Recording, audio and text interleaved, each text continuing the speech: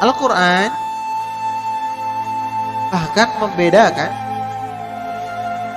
anjing yang berilmu dengan anjing yang tidak berilmu. Ya.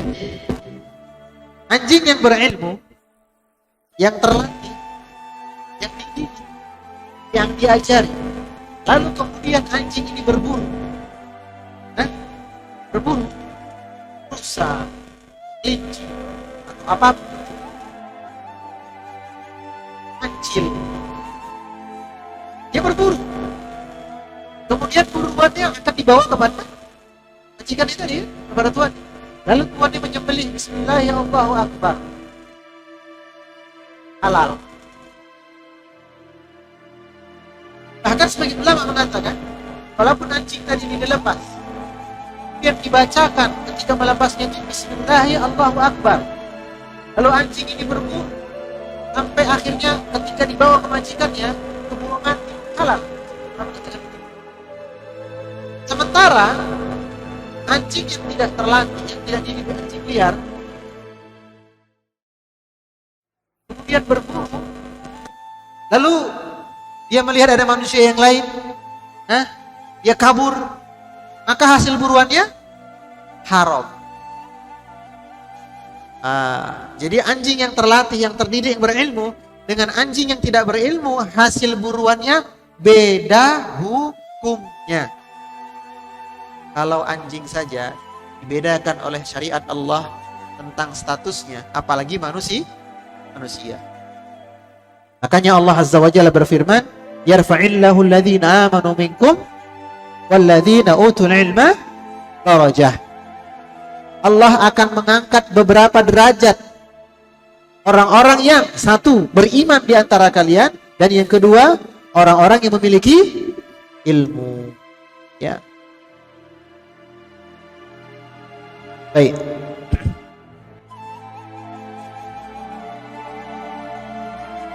Adapun jasadnya Mus'ab bin Umair, Masya Allah ya. Mus'ab adalah laki-laki pemuda kaya raya, anak mama. Begitu dia masuk Islam,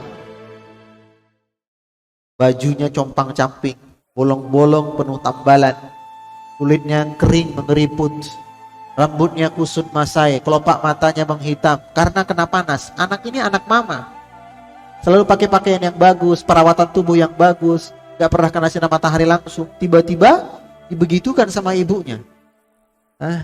Dan ketika Mus'ab ini wafat, ya,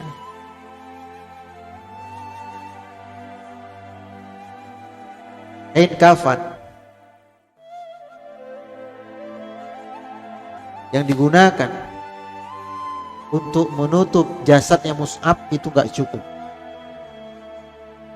Ketika hendak ditutup bagian kepala sampai perut saja yang tertutup, atau sampai pangkal paha, atau sampai paha ya. Adapun lutut ke bawah tidak tertutup. Ketika kaki sampai lutut sampai perut ditutup, dada sampai kepala terbuka.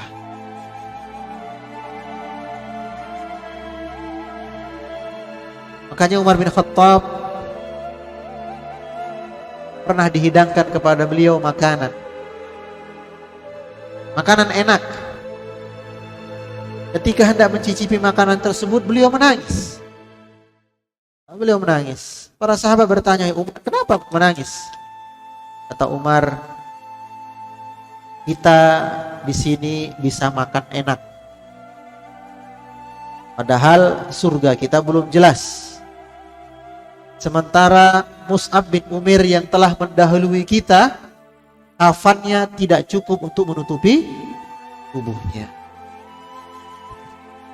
Baik, kita masuk ke kejadian berikutnya, yaitu tragedi Batni dan Bir Ma'unah.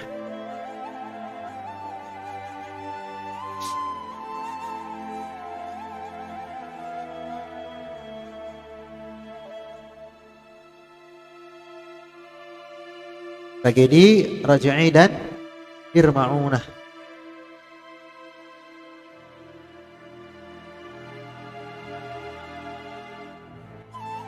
Setelah peristiwa perang Uhud, yang mana peristiwa tersebut menimbulkan luka yang dalam di tengah kaum muslimin. Maka selang 2 bulan berikutnya di tahun ketiga Hijriyah, beberapa utusan dari kabilah Udal dan kabilah Qarrah datang kepada Rasulullah sallallahu alaihi wasallam. Yang mana mereka berkata, "Wahai Rasulullah, kabar tentang Islam telah sampai ke desa kami. Akan tetapi baru kabar.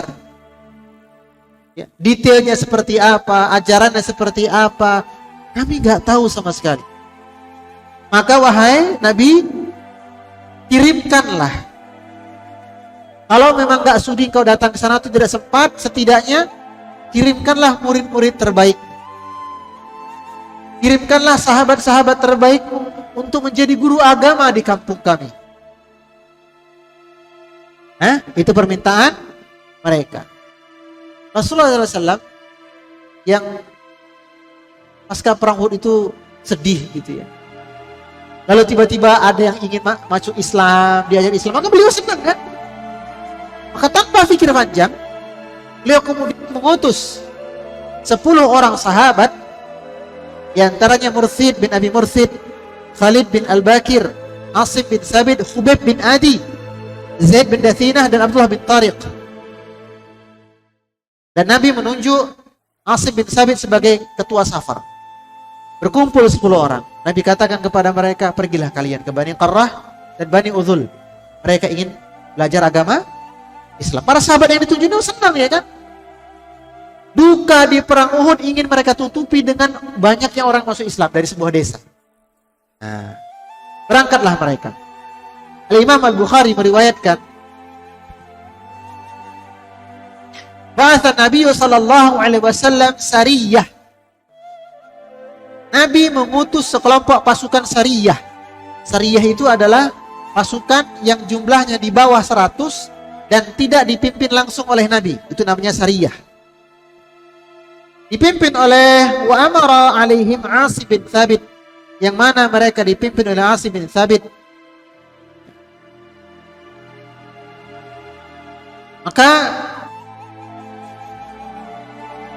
fantalaku, tatkala mereka telah berangkat, ya, hatta idza kana baina Usfan wa Makkah dzakirul hayy. Mereka kemudian tibalah di daerah Usfan dan mereka istirahat di situ. Di daerah Usfan mereka istirahat. Akan tetapi ya, dzukiru li hayy min Hudzail, keberadaan mereka di lembah tersebut diketahui oleh orang-orang dari suku Hudzail. Nah, maka tatkala mereka mengetahui ada 10 orang kaum muslimin yang berada di lembah Usfan,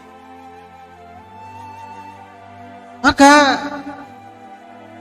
mereka yang berjumlah sekitar 100 orang pasukan pemanah mengejar 10 orang sahabat ini. Coba mengejar.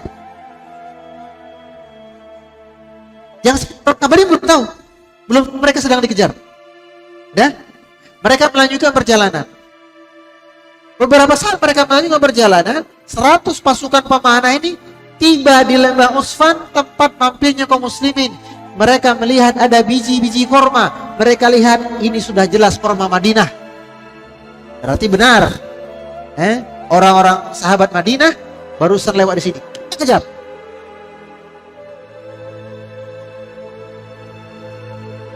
Maka falamma intaha Asim wa ashabuhu laju ila Fatfi. Maka tatkala Asim bin Sabit para sahabatnya itu menyadari keberadaan 100 pasukan pemanah yang mengintai mereka, fahatu bihim, maka Asim memerintahkan kepada pasukannya untuk bersembunyi di balik bukit. Ya, bersembunyi di balik bukit. Lantas 100 orang pasukan pemanah ini, salah satu di antara mereka, pemimpin mereka berkata apa? Illa naqtula minkum rajulan. Kata komandan mereka, tenanglah. Tidak ada maksud kami untuk membunuh kalian satu orang pun. Keluar, ayo sini keluar. Kita diskusi baik-baik. Kita diskusi baik-baik. Nanti akan aku jamin keselamatan kalian. Faqala Asim. Maka Asim berkata, amma ana fala unzilu fi dhimmati kafir. Kata Asim, tidak akan pernah saya mengambil jaminan keselamatan dari orang-orang kafir. Jadi Asim jelas gak mungkin percaya sama mereka. Gak mungkin aku mengambil jaminan keselamatan dari kalian. Jadi Asim sudah mengetahui mereka bakal dibunuh. Maka Asim kemudian berdoa kepada Allah. Allahumma akhbir anna nabiyyaka.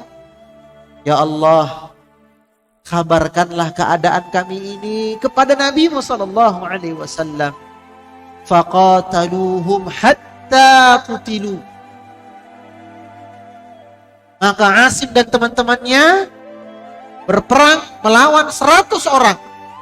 10 lawan 100, berarti 1 banding 10. Gimana? Sulit menang. 10 lawan 100. Hatta qutilu. Sampai akhirnya 10 orang ini nyaris mati semua. Hampir mati semua. Ya. Kecuali 3 orang. Tersisa Khubayb, Zaid, dan 1 orang lagi. Khubayb, Zaid, dan 1 orang lagi. Maka mereka kembali menjanjikan, wahai kalian yang sisa 3 orang, ayo keluar dari batu itu. Ya, dari persembunyian batu itu ayo keluar. Ya, itu kenapa saya bisa kecil. Ya.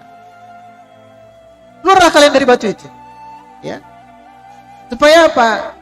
Supaya kalian gak bernasib sama dengan 7 teman kalian ini. Ya. Ayo, kita bikin perjanjian damai lah. Kita bikin perjanjian damai. Ketika mereka ketiga telah keluar, maka sontak pasukan-pasukan kafir ini menyergap mereka. Menyergap mereka. Maka Habib berkata, loh, tadi kalian janjikan keamanan, kenapa kami disergap? Orang yang ketiga tadi berontak sekuat tenaga lalu dipenggal. Orang berontak ya dipenggal. Udahlah dirusuh kali, dimatiin aja. Sisa Khubayb sama Zaid. Gimana nasib mereka berdua? Nah, ini kisah menarik terkait dengan Khubayb ya. Maka Khubayb ditawan ya. Kemudian dibeli oleh keluarganya Harith bin Amir bin Naufal. Sebab Khubaiblah orang yang telah membunuh Al-Harith, ayah mereka. Ya. Jadi anak-anaknya urunan membeli siapa? Khubaib. Karena Khubaib yang membunuh ayah mereka di perang Badar. Nah, sebelum dijatuhi eksekusi hukuman mati, Khubaib kan ditawan. Tolong dong. Biar hilang fokus saya.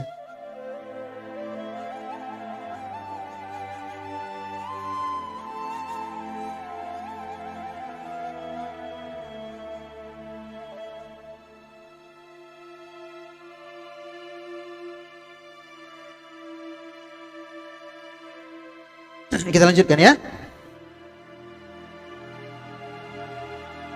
Khubaib ditawan di rumahnya keluarga Harith bin Amir. Ditawan di situ. Ada beberapa kejadian menarik ketika Khubaib ini ditawan. Yang pertama,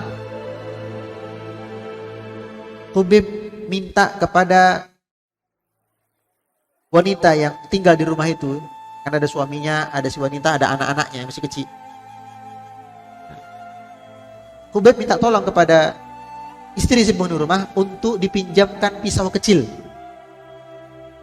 guna mencukur kumis dan rambut karena sudah brewok bentakan. Si wanita ini ya sudahlah, namanya juga tawanan kan. Kakinya diikat, badannya diikat, cuma tangannya aja yang bisa gerak.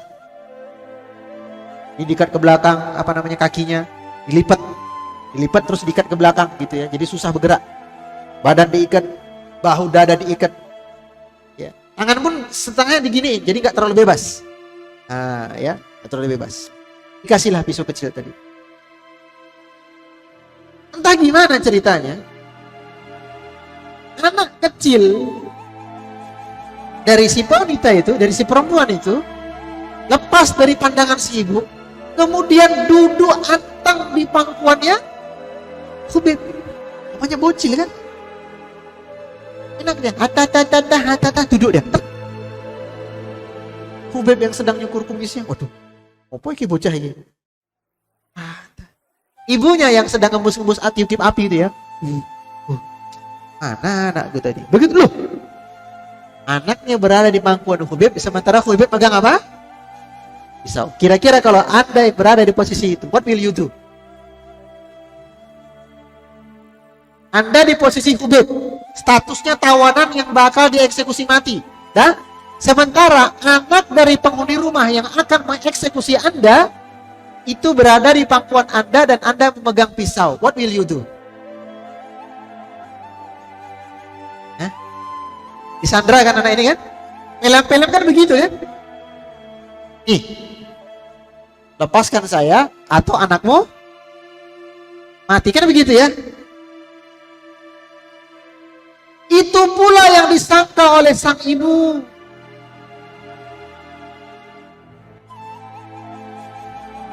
Melihat anaknya di pangkuan Khubayb dan Khubayb pegang pisau, ibunya kemeringet dingin, pucat. Gemetar ibunya ketakutan. Nah, Khubayb menjadari ini. Oh, ibunya mengira saya akan menyandera anaknya, atau saya akan membunuh anaknya yang masih kecil ini. Apa kata Khubayb? Tenanglah wahai ibunda. Kami kaum muslimin tidaklah berlaku demikian. Kami laki-laki kaum muslimin tidaklah diajarkan untuk demikian. Maka sang ibu ini takjub luar biasa ya. Apa kata si wanita ini? Belum pernah kami dapati awanan yang lebih baik hatinya daripada engkau wahai Khubayb.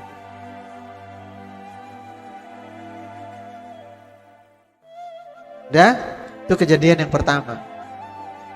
Kejadian yang kedua, selang hari itu ya, esoknya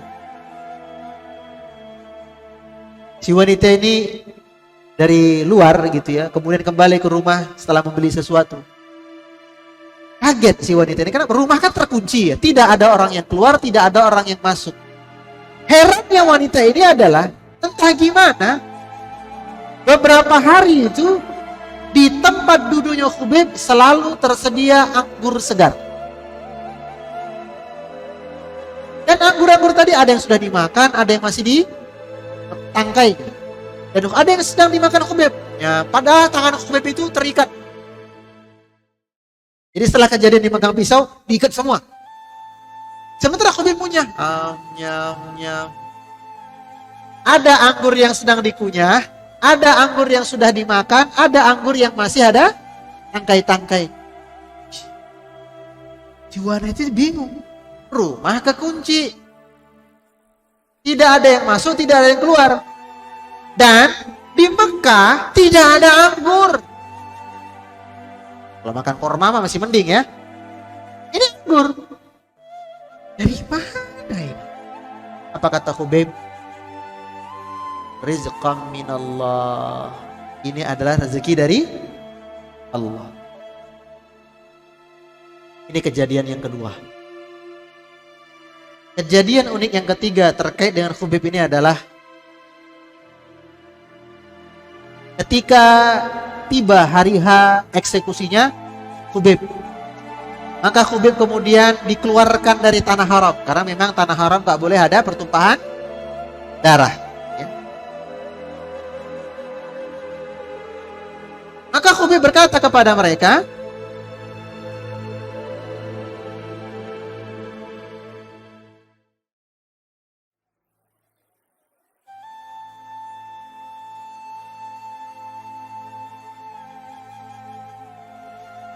Faqala da'uni usalli rak'atain. Tolong izinkan aku sholat sunnah 2 rakaat. Tsumma sarafa ilaihim. Selesai sholat 2 rakaat, Khubayb menghadap ke arah mereka yang hendak membunuh dirinya.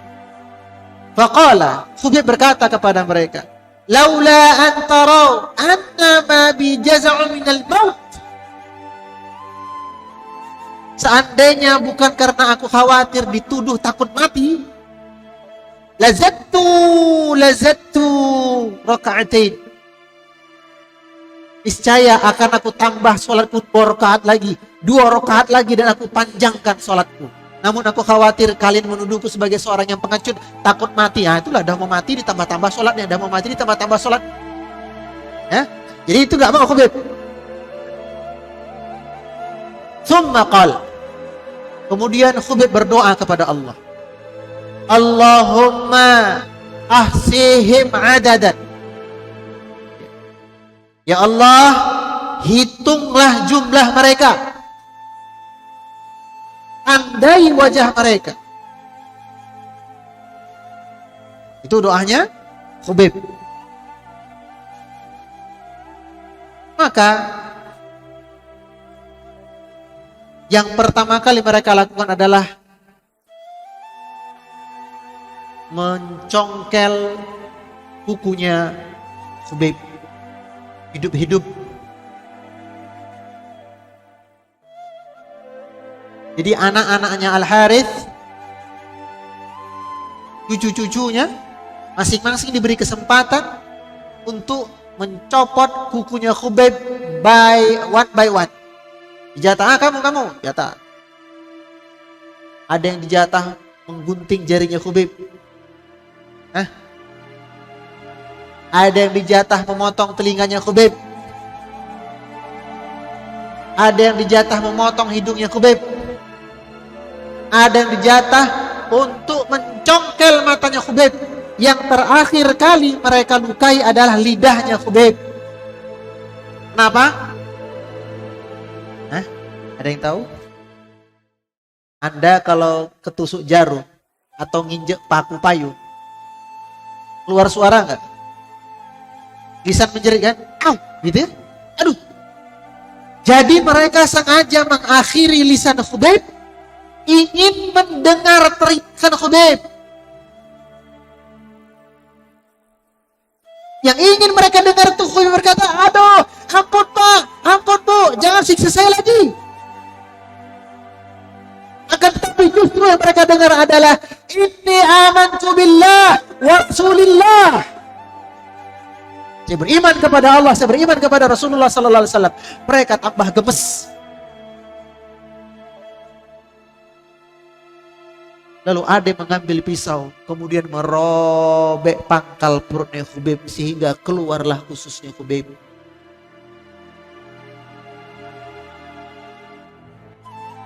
Ada yang menombak lehernya. Ada yang menombak punggungnya. Ada yang memukul tengkuknya dan semacamnya.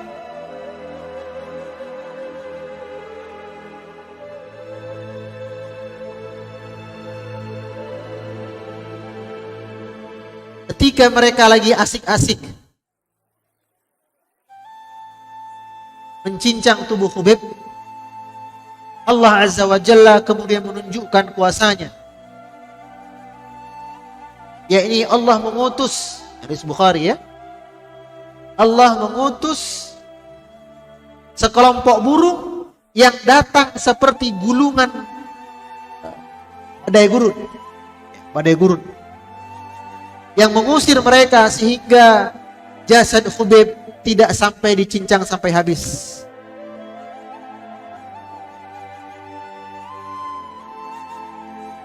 Ini nasibnya Khubayb.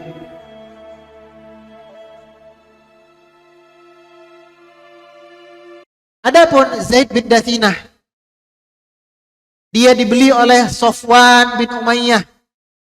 Karena Zaid bin Dathinah inilah yang membunuh Umayyah bin Khalaf, ayahnya Safwan. Ini Safwan belum masuk Islam ya, di masa mendatang memang masuk Islam. Maka Safwan bin Umayyah berkata kepada Zaid, waktu itu Zaid disalib gitu ya. Yang mana salibnya itu di ujung-ujung setiap kayunya itu ada paku. Jadi kalau disalib begini, ini kena paku semua, ketusuk-tusuk. Ya, ketusuk paku semua, jadi sakit. Maka Safwan bin Umayyah berkata kepada Zaid, "Wahai Zaid, atarda, mau enggak engkau seandainya ya Nabimu itu si Muhammad menggantikan posisimu untuk diazab. Nah, daripada engkau yang diazab begini, ya kan? Seandainya nih Muhammad kami tangkap atau Muhammad menyerahkan diri, menukar dirinya dengan dirimu, kau mau enggak? Kau mau enggak? Tukar guling? Muhammad yang diazab, kau selamat. Mau enggak? Apa kata Zaid? Fawalladzi nafsi biyadih. Demi zat yang jiwaku berada di tangannya. Lan arda. Aku tidak akan pernah rela. Seandainya pun Rasulullah sallallahu alaihi wasallam menginjak sebuah duri sementara aku sedang bercandaria dengan anak dan istriku di rumah. Tidak akan rela diriku mengetahui seandainya Nabi sallallahu alaihi wasallam, habibi, kekasihku, tertusuk kakinya oleh duri sementara aku sedang asik bercandaria dengan istri dan anakku di rumah. Apalagi harus bertukar tempat dengan beliau. Maka Safwan bin Umayyah berkata, belum pernah aku melihat seseorang yang lebih dicintai oleh kawan-kawannya sebagaimana Muhammad dicintai oleh para sahabatnya. Baik. Ini kisah awal kita dari tragedi Ar-Raj'i, yaitu wafatnya 10 orang sahabat Nabi sallallahu alaihi wasallam. Dan insyaallah taala pertemuan berikutnya kita bahas tentang tragedi Bir Maunahnya sekaligus provokasi Yahudi, dan nanti kita akan berlanjut tentang perang Yahudi habis ini. Ya, wallahu a'lam bishawab. Subhanakallahumma wa bihamdika, la ilaha illa anta, astaghfiruka wa atubu ilaik.